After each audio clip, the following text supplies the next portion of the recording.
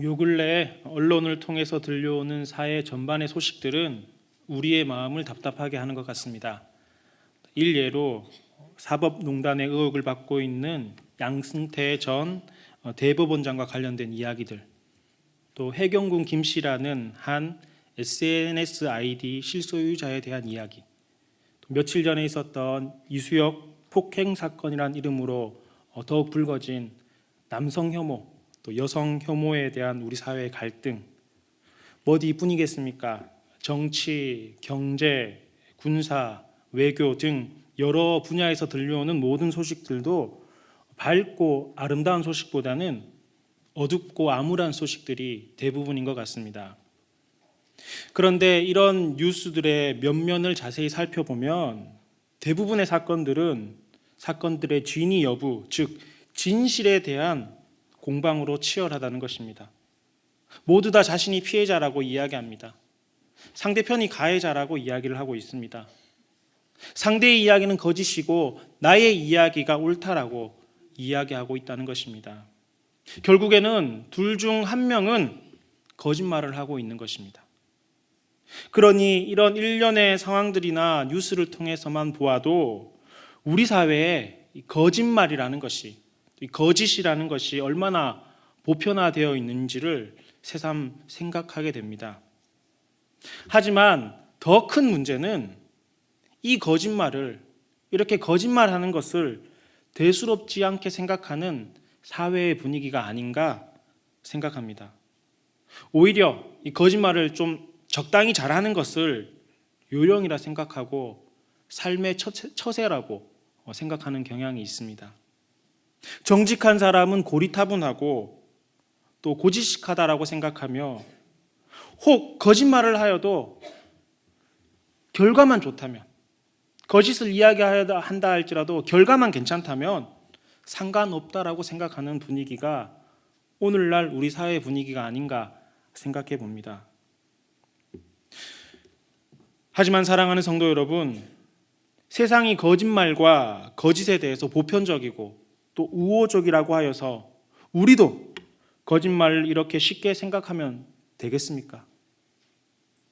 하나님께서는 이렇게 거짓이 난무한 세상 가운데 살아가는 저희들을 위해서, 또한 이런 세상 가운데 동화되기 쉬운 저희들을 위해서 무엇라고 말씀하고 있습니까? 내 이웃에 대하여 거짓 증거하지 말라고 말씀하십니다. 거짓말하지 말라는 것입니다. 진실을 이야기하라는 것입니다. 사실 내 이웃에 대하여 거짓 증거하지 말라라는 이것은 소요리 문답의 한 문항이기에 앞서 10계명의 9번째 계명입니다. 여러분, 10계명이 무엇입니까? 출애굽한 이스라엘 백성들이 하나님의 백성으로 세상을 살아가는 가장 기본적인 법칙과 규칙입니다. 적어도 하나님의 백성이라면, 적어도 애굽의 종이 아니라면, 그래서 하나님의 백성으로 살아간다면 적어도 이 10가지 정도는 지키고 살아가야 한다는 것이 10계명입니다. 너무나 가장 기본적이고 당연한 삶의 법칙인 것입니다. 그러므로 오늘 우리가 함께 살펴보는 소요리 문답 76문에서 78문을 통해서 이 10계명의 9번째 계명을 더욱더 묵상하고 말씀대로 살아갈 길을 다짐하는 저와 여러분들이 될 수 있기를 간절히 원합니다.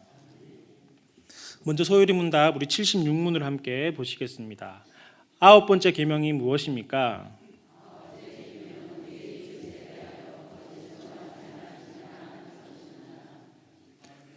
그렇습니다. 9번째 계명 간단합니다.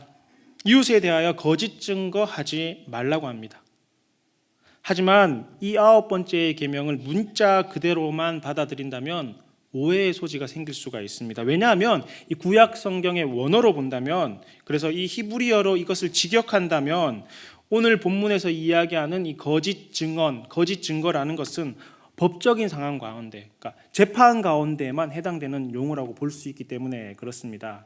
이 거짓 증거라는 것을 히브리 원어로 보면은 법정과 같은 공적인 자리에서 사실을 감추거나 축소 혹은 변조, 과장하여 진실에서 떠난 모든 말과 행동을 일컫는 것입니다. 그러니까 이것은 법정에서 거짓 증언을 해서는 안 된다라는 이야기인 것입니다. 오늘에야 과학이 발전해서 어떤 사건을 판결하고 판단함에 있어서 증인의 증언보다 증거를 우선시하고 있지 않습니까? 목격자의 증언이 있고 범인의 자백이 있다고 하여도 확실한 증거가 없으면 죄가 성립되지 않는 것입니다. 이것을 가리켜 증거재판주의라고 하는 것입니다. 그러니까 아무리 증언이 많고 아무리 이 가해자라는 사람이 내가 죄를 범했습니다라고 이야기를 해도 증거가 없으면 죄로 성립하지 않는다는 것입니다.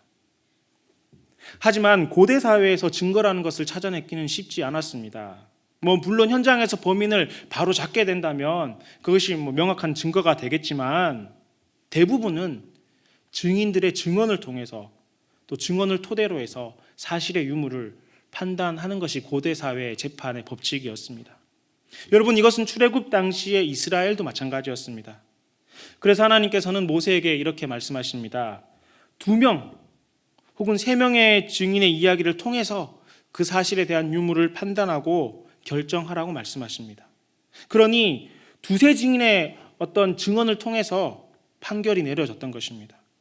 그러니 여러분, 이 증언이라는 것, 법정에서 증언을 한다는 것은 굉장히 신중해야 하는 것이고, 이 거짓 증언은 무고한 생명을 희생하게 되는 그런 결과를 초래하기도 하는 것입니다. 실제로 여러분, 북이스라엘의 왕 아합은 거짓 증인을 세워서 선량한 사람을 죽이기도 하였습니다. 아합 왕은 자신의 궁전 앞에 있는 나봇의 포도원을 굉장히 가지고 싶어 하였습니다. 아마 바로 앞에 있었기 때문에 그 땅이 굉장히 탐이 났던 것 같습니다. 하지만 이 나봇은 자신의 조상으로부터 물려받았던 이 포도원을 팔기를 거절했습니다. 왜냐하면 이것은 하나님으로부터 조상들을 통해서 물려받은 것이기 때문에 이것을 파는 것은 정당한 일이 아니었습니다. 하지만 아합 왕은 이 사실로 인하여 근심하고 답답해하였습니다. 즉 그것을 가지지 못하여서 전전긍긍했다는 것입니다. 여러분, 한번 생각해 보십시오. 한 나라의 왕입니다. 이스라엘의 왕입니다. 당시 북이스라엘은 그 어느 때보다도 강성했습니다. 얼마나 많은 부를 누렸고 그 아합 왕에게 있어서 얼마나 많은 땅이 있었겠습니까? 그러니 아합 왕에게 있어서 이 나봇의 포도원이라는 것은 있어도 되고 없어도 되는 것이었습니다. 그럼에도 아합은 욕심을 내었습니다. 그것을 가지고 싶어 하였습니다. 그때 아합의 아내 이세벨은 어떻게 하였습니까? 그녀는 거짓 증인 2사람을 세웠습니다. 성경은 이 사람들을 가리켜 불량자라고 이야기를 합니다. 그러니까 불량한 사람 2명을 세워가지고 거짓 증거를 하게 한 것입니다.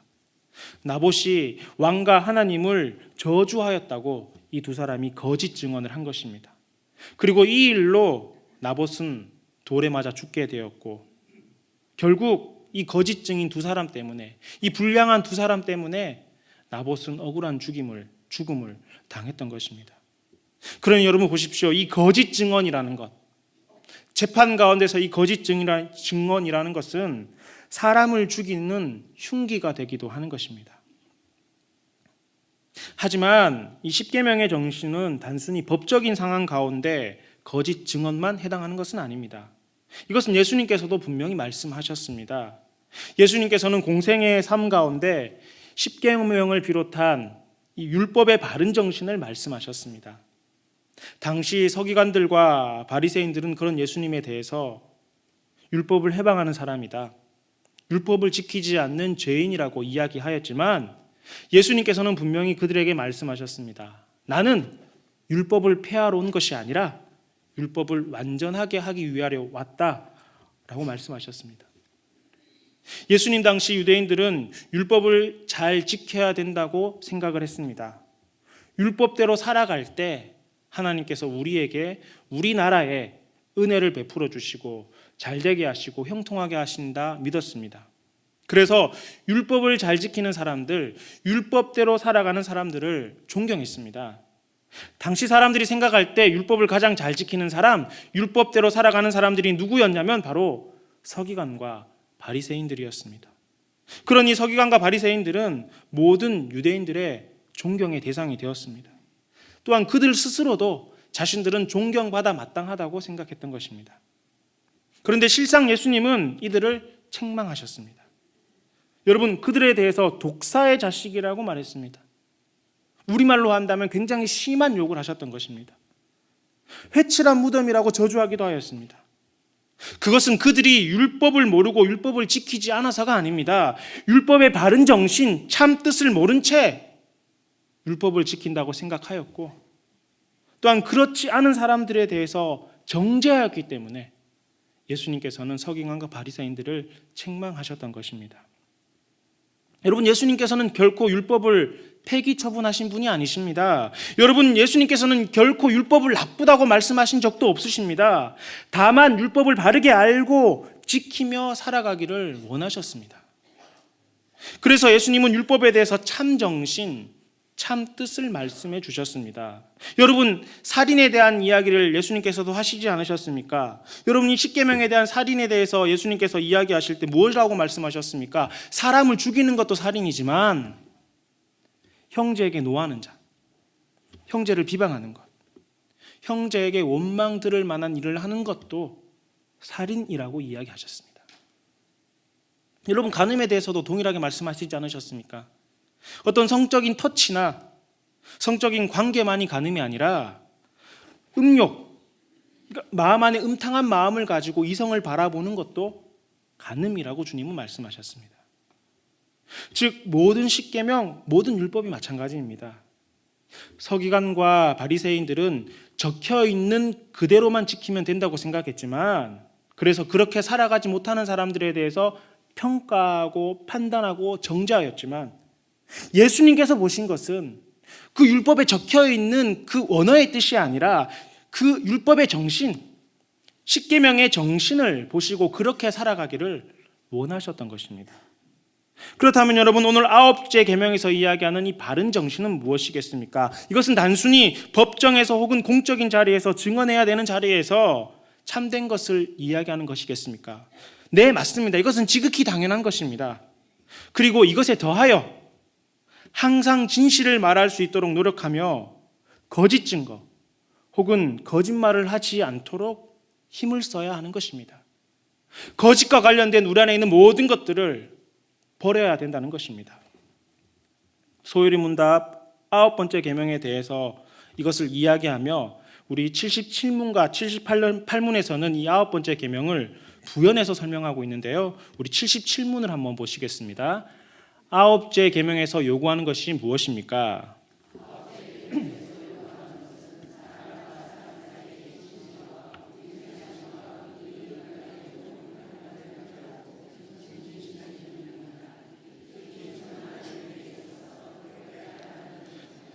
네, 요구하는 것에 대해서 이야기를 했는데요. 우리 78문은 금하는 것에 대해서 이야기하고 있는데요. 우리 78문도 함께 읽겠습니다. 9번째 계명에서 금하는 것이 무엇입니까?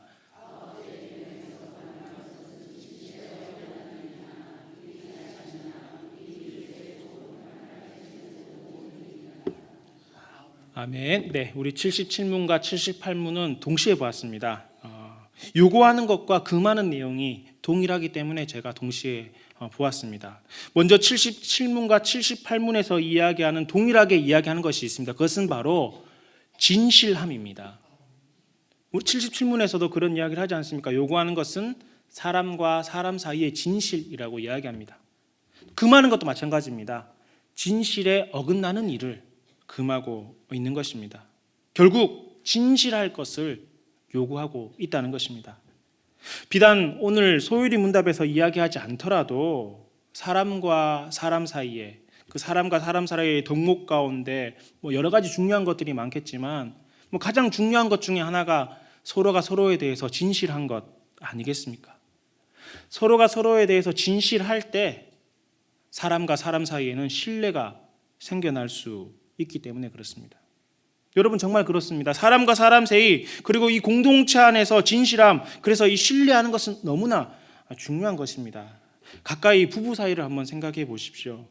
만약 부부가 서로가 서로에 대해서 진실하지 못하다면, 그래서 신뢰하지 못한다면 어떻게 되겠습니까? 남보다 못한 사이 아니겠습니까? 원수 사이가 되는 것 아니겠습니까? 여러분, 이것은 부모와 자녀와의 관계도 마찬가지입니다. 부모가 자녀에 대해서 진실하지 못하고 자녀가 부모에 대해서 진실하지 못하다면은 바른 가치관, 바른 관계가 형성될 수 없는 것입니다. 이것은 여러분 모든 인간관계에 있어서 마찬가지입니다. 서로가 서로에 대해서 신뢰하지 못한다면, 진실하여 서로 신뢰하지 못한다면 남보다 못한 사이가 되는 것입니다. 어디 인간관계뿐이겠습니까? 이것은 모든 공동체에도 해당되는 내용입니다. 진실하지 못하면 서로가 불신하게 됩니다. 믿을 수가 없는 것입니다. 서로에 대한 신뢰가 생겨나지 않는 것입니다. 여러분, 신뢰하지 못하는 사회, 믿지 못하는 사회가 되면 어떻게 됩니까? 불만이 높아질 수밖에 없는 것입니다. 불평등하다고 생각하는 것입니다. 나만 손해본다고 생각하는 것이고 나만 어렵다라고 생각하여 사회적 행복지수는 낮아질 수밖에 없는 것입니다. 그래서 일찍이 공자는 논어에서 이런 이야기를 합니다. 국가 경영에 있어서 무기와 식량보다 중요한 것은 신뢰다. 이런 이야기를 했습니다. 그러니까 이 국가를 경영함에 있어서 군사, 또 식량, 많은 재물, 또 재화 이런 것보다 더 중요한 것이 있는데, 그것보다 더 우선되어야 되는 것이 있는데, 그것이 바로 신뢰라는 것입니다. 신뢰할 수 있는 사회, 그러니까 서로가 진실함으로 신뢰할 때 그 사회 공동체가, 그 국가 공동체가 바르게 성장해 나가고 강성해질 수 있다라는 것입니다. 여러분, 또한 더욱이 이 진실하고 참된 것의 반대인 거짓의 근원은 마귀라는 사실을 우리는 기억해야 합니다. 물론 문화적 환경이나 거짓말에 대한 차이가 있고, 때로는 착한 거짓말, 빨간 거짓말이라고 이야기하기도 하죠. 또 이런 상황에 따라서 거짓말이 부득이하게 필요할 경우도 있을 것입니다. 가령 이번 달 우리 교회 추천 도서는 주님은 나의 피난처란 책 아니겠습니까? 읽어보신 분들이 많이 계실 텐데요. 코리 여사의 자서전입니다. 이것은 당시 2차 세계대전을 시대적 배경으로 하고 있습니다. 이 코리 여사의 가족은 자신들의 아니 대신 유대인들을 숨겨주기로 하였습니다. 그런데 유대인들을 숨겨주고 있었는데, 만약 진실을 이야기한다고 해서 누군가 물어볼 때, 독일군들이 들어왔을 때 정말 나는 거짓이 없고 진실을 이야기한다 이런 마음 가운데, 우리 집 저 지하에 가면은 유대인들이 많이 숨어 있습니다. 진실을 이야기했지만 이것을 결코 옳다라고 이야기할 수 없을 것입니다. 누군가 물어봤을 때 모른다, 아니다 라고 이야기하는 것은 거짓이지만 그것을 옳다라고 이야기하지 않겠습니까? 물론 이것은 거짓말이지만 이것을 잘못이라고 말할 수는 없는 것입니다. 출애굽 1장에서도 히브리 산파들에 대한 이야기가 나옵니다. 이 히브리인들이 굉장히 왕성해지는 것을 보고 애굽왕 바로는 남자아이는 죽여야겠다, 태어나자마자 죽여야 되겠다 이런 생각을 하고 이 히브리 산파들에게 이야기를 합니다. 남자아이가 태어나면은 태어나자마자 죽여라, 이런 이야기를 했습니다. 그런데 이 히브리 산파들은 애굽 왕의 명령을 무시한 채, 바로의 명령을 무시한 채 남자아이도 살려줬습니다. 그리고 그것을 묻는 애굽 왕에게 그렇게 이야기합니다. 히브리 여인은 애굽 여인하고 달라서 빨리 출산하고, 우리가 도착하기 이전에 이미 손쓸 겨를도 없어가지고 이렇게 죽일 수가 없었다, 이런 거짓말을 합니다. 분명 거짓말입니다. 그럼에도 불구하고 하나님께서는 이 히브리 산파들에게 은혜를 베풀어 주셨다라고 성경은 이야기합니다. 물론 이러한 특수한 상황들이 있지만 이러한 특수한 상황을 제쳐두고 기본적으로 거짓말을 하는 것은 영적인 문제라는 사실을 기억해야 합니다. 우리 말씀을 한 곳 찾아보도록 하겠습니다. 요한복음 8장 44절 말씀인데요. 우리 함께 읽겠습니다. 너희는 너희 아비 마귀에게서 났으니 너희 아비의 욕심대로 너희도 행하고자 하느니라. 그는 처음부터 살인한 자요 진리가 그 속에 없으므로 진리에 서지 못하고 거짓을 말할 때마다 제 것으로 만하나니 이는 그가 거짓말쟁이요 거짓의 아비가 되었음이라. 아멘. 우리가 이 말씀을 온전히 이해하기 위해서는 요한복음 8장의 말씀을 좀 다 읽어 보셔야 되겠지만은 중요한 말씀을 제가 가지고 왔습니다. 여기서 말하는 이 너희라는 것, 예수님께서 너희라고 지칭한 사람들은 예수님을 죽이고자 하는 유대인들을 지칭하고 있습니다. 예수님께서는 그들에게 이 참 진리를 말씀하고 계셨는데 이들은 하나님을 온전히 알지 못하고 바르게 믿지 못했으며 진리가 없는 마귀의 제약된 길을 걷고 그것이 옳다고 믿었던 사람들입니다. 그들에게 이야기합니다. 마귀는, 자 보십시오. 마귀는 처음부터 살인자이며 진리가 없다고 말합니다. 또한 거짓을 마귀가 말하는데 이 거짓이 마귀에게서 나온다는 것입니다. 거짓의 근원이 마귀라는 것입니다. 그래서 마귀는 거짓말장이요, 거짓의 아비, 즉 거짓의 근원이 된다라고 우리 주님께서는 분명히 말씀하셨습니다. 사랑하는 구미교회 가족 여러분, 보십시오. 거짓의 근원은 마귀입니다. 거짓말하는 것의 근원은 마귀에게 있다는 것입니다. 그리고 확실한 것은 이 거짓은 하나님으로부터 나는 것이 아니라는 것입니다. 진실과 진리는 하나님으로부터 우리에게 나는 것이지만 이 거짓은 하나님에게서 나는 것이 아니라 마귀에게 속한 것이고 이 거짓의 근원이 마귀라는 것입니다. 그러므로 이 거짓말하는 것, 이 거짓된 것을 단순히 호기심, 자기 보호를 위한 처세술, 누구나 하기 때문에 나도 손해보지 않기 위해서 하는 일반적인 것으로 생각해서는 안 되는 것입니다. 여러분, 세상 사람들도 거짓말 하지 말라고 이야기합니다. 어느 부부가 자기 자녀에게 야 어디 나가서 거짓말 해도 돼, 이럴 땐 거짓말 하는 거야, 거짓말을 많이 해야지 훌륭한 사람이 돼, 이렇게 이야기하는 사람 없습니다. 거짓말이 잘못된 것은 누구도 다 알고 있는 사실입니다. 그렇지만 성도된 우리가 한 단계 건너서 보아야 되는 것은 이 거짓을 영적인 것으로 보고 또한 그렇게 생각해야 된다는 것입니다. 여러분, 선악과를 따먹음으로 이 범죄했던 아담과 하와를 한번 떠올려 보십시오. 하나님께서는 분명히 아담과 하와에게 말씀하십니다. 에덴 동산에 있는 모든 것들은 다 임의로 먹어도 괜찮다.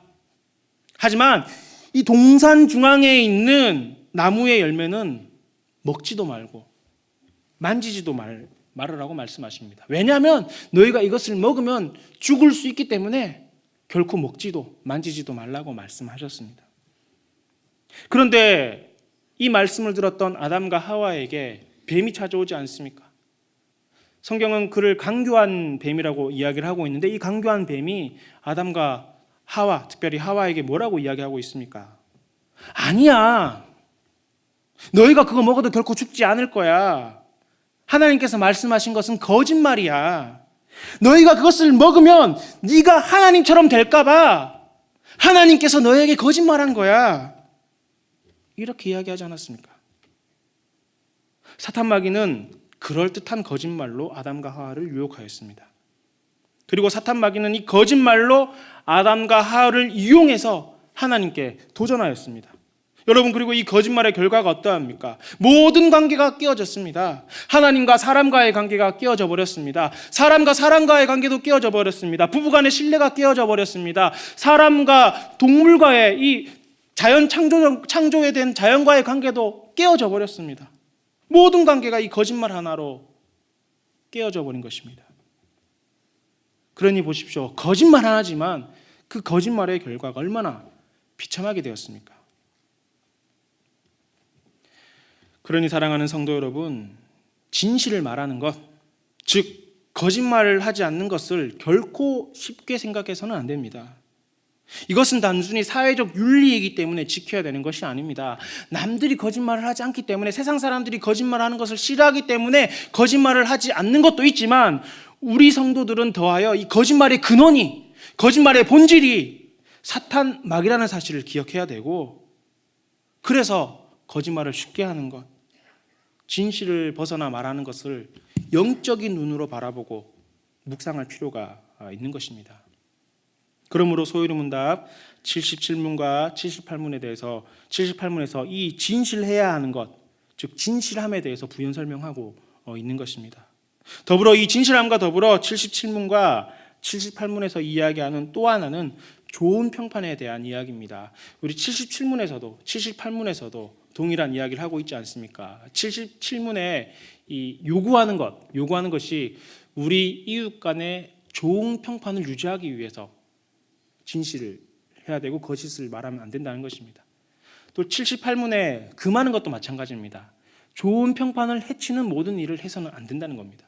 그러니 거짓말을 하면은 우리의 평판이 나빠진다는 것이겠죠. 이 거짓말에 익숙하면 우리가 세상으로부터 좋은 평판을 받을 수 없다는 것을 의미하는 것입니다.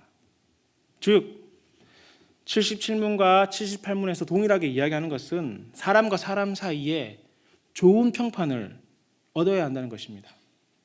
속된 말로 저 사람은 괜찮은 사람이야, 저 사람을 믿을 만한 사람이야, 이런 이야기를 들어야 된다는 것입니다. 여러분, 사실 그렇지 않습니까? 성도는 세상 사람들로부터 괜찮은 사람이다, 저 사람은 참 믿을 만한 사람이다, 저 사람은 뭔가 다르다, 이런 이야기 들어야 하지 않겠습니까? 왜냐하면 하나님께서는 먼저 믿은 우리를 통해서 일하시기 때문에 그렇습니다.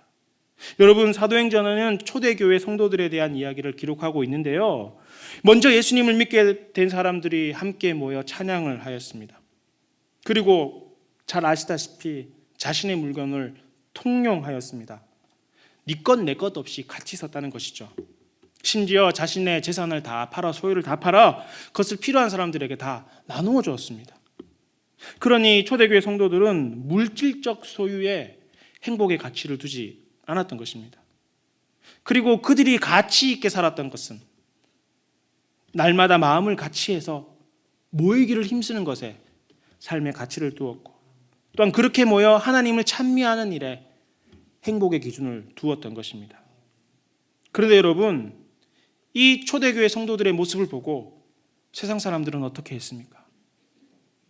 이런 초대교회 성도들을 보고 세상 사람들은 칭송하였습니다.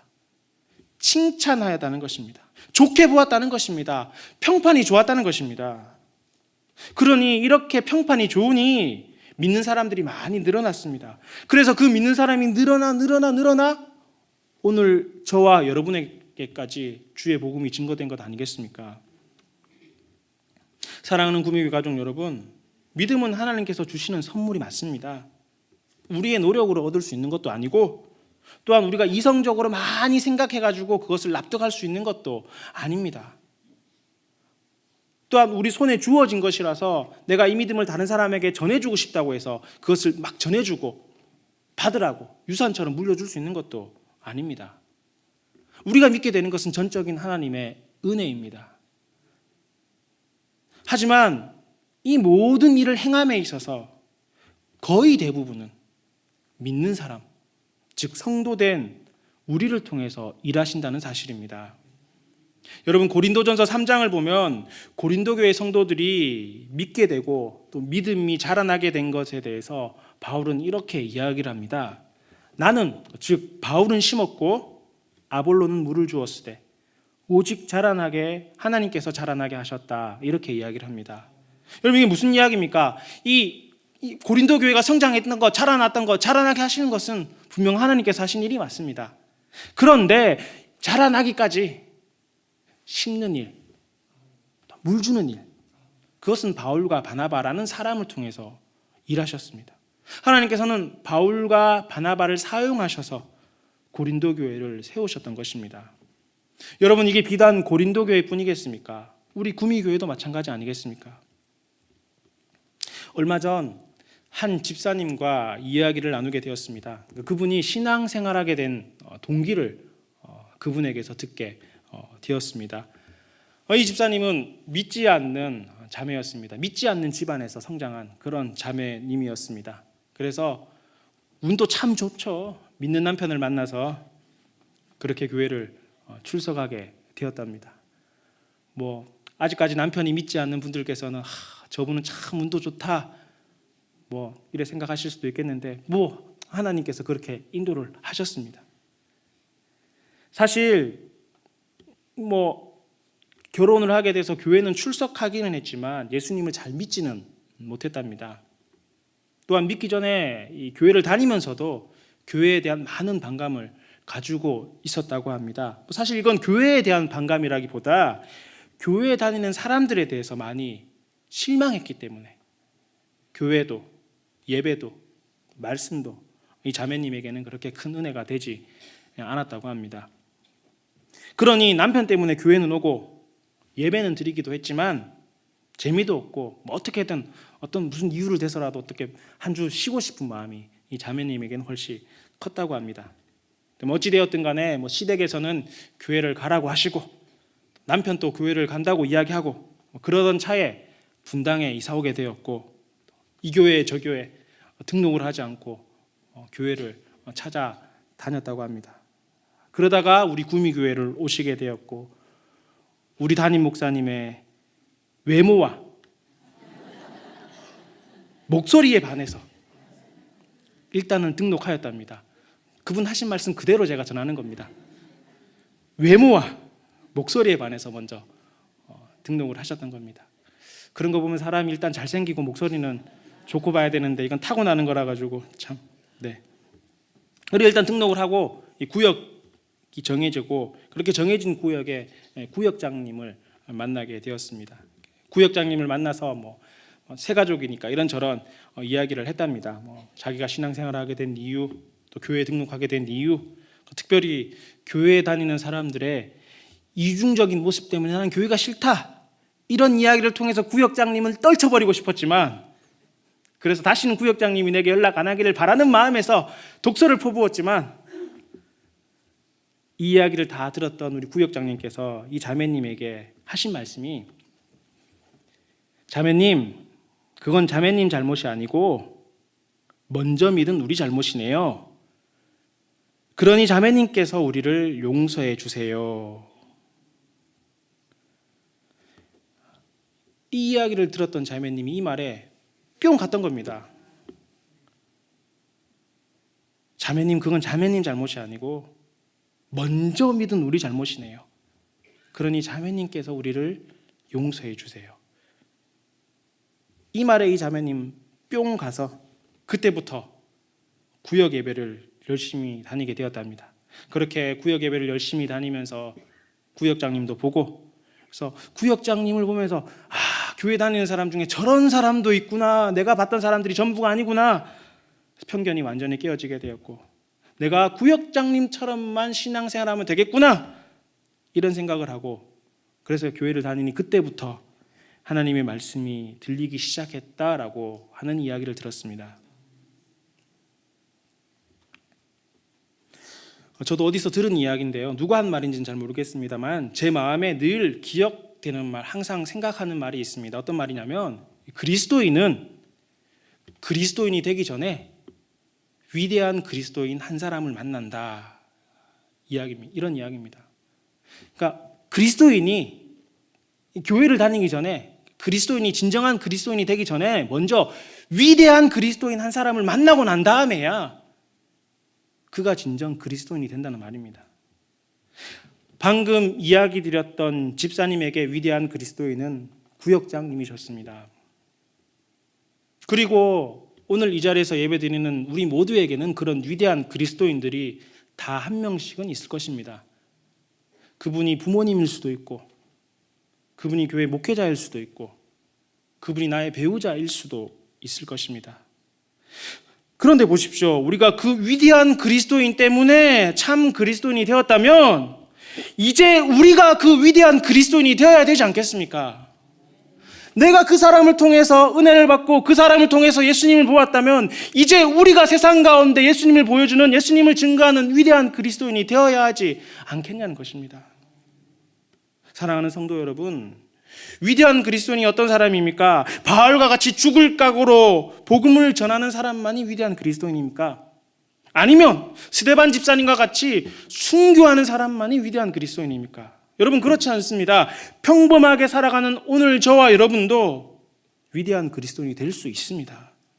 여러분 또한 그렇게 되어야 합니다. 그러니 여러분 오늘 저와 여러분 모두는 성도된 우리 모두는 세상 사람들로부터 좋은 평가를 받아야 합니다. 여러분 우리가 세상 사람들로부터 좋은 평가를 받는 것이 괜찮은 사람들이라는 이야기를 듣고 싶어서 우리의 인기 지수가 올라가서 아니면 우리가 그 이야기를 들어서 기분 좋고 행복해지기 위해서 좋은 평가를 받는 것이 아닙니다. 우리가 세상 사람들로부터 좋은 평판을 얻어야 하는 것은 하나님께서는 우리를 통해 일하시고 우리를 통해서 예수 그리스도의 복음이 증거되기 때문입니다. 저와 여기 계신 모든 성도님들은 복음을 담는, 거룩한 복음을 담는 귀한 그릇이 되기 때문에 그런 것입니다. 여러분, 좋은 평판을 얻기 위해서 중요한 것이 여러 가지 있겠죠. 그런데 가장 우선되어야 되는 것, 가장 기본적인 것은 진실하게 살아가는 겁니다. 거짓말하지 않는 것입니다. 여러분, 그러니까 일단 진실하고 봐야 되는 것입니다. 항상 진실하게 살도록 노력하고 거짓말에 가담하지 않고 거짓에 익숙해지면 안 되는 것입니다. 사랑하는 구미교회 가족 여러분, 주님은 오늘 우리에게 분명히 말씀하십니다. 내 이웃에 대하여 거짓 증거하지 말라. 거짓말하지 말라고 말씀하십니다. 이것은 진실하게 살아가며 진실함으로 우리의 이웃에게 좋은 평판을 얻어야 하는 일이기도 합니다. 그리고 하나님께서는 그 사람을 통해서 복음의 역사를 이어가시는 것입니다. 그러므로 사랑하는 성도 여러분, 거짓말에 대해서 우리 심각하게 생각할 수 있었으면 좋겠습니다. 우리 오늘 하루도 얼마나 많은 거짓말하고 살아갑니까? 자기야, 다음에 밥 한번 먹어?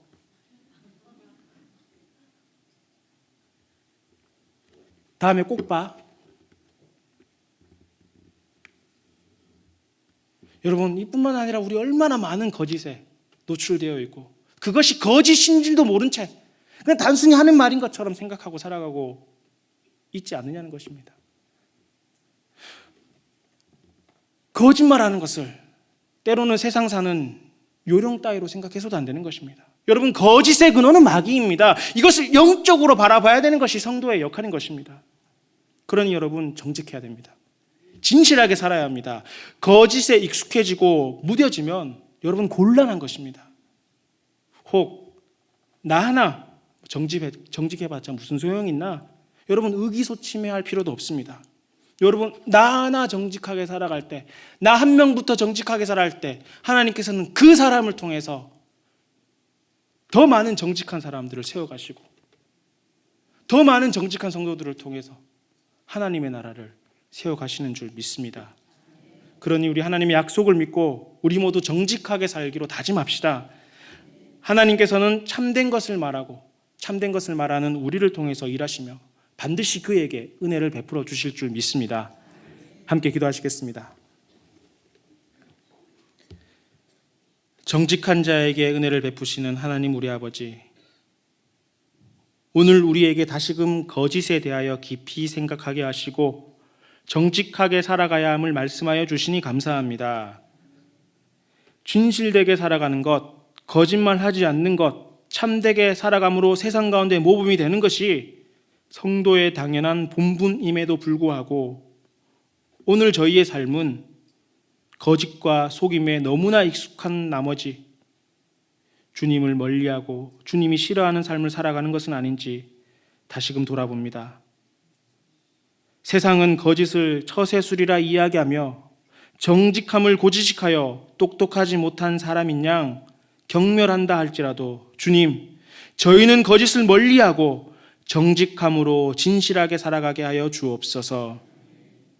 비록 이리 가운데 양과 같은 모습이라 할지라도 주님이 저희와 함께하여 주시고 주님이 저희를 붙들어 주신다면 능히 모든 것을 이기며 두려워하지 않고 살아갈 수 있음을 고백합니다. 결코 거짓에 익숙하여 참된 것에 무뎌지지 않게 하옵시며 진실하고 정직하게 살아가는 자에게 은혜를 베풀어 주시는 여호와 하나님을 온전히 신뢰함으로 부족한 저희가 주님의 도구 되게 하여 주시옵소서. 주님의 귀한 복음을 담는 아름다운 그릇이 되게 하여 주옵소서. 참되신 예수 그리스도 이름으로 기도드리옵나이다. 아멘.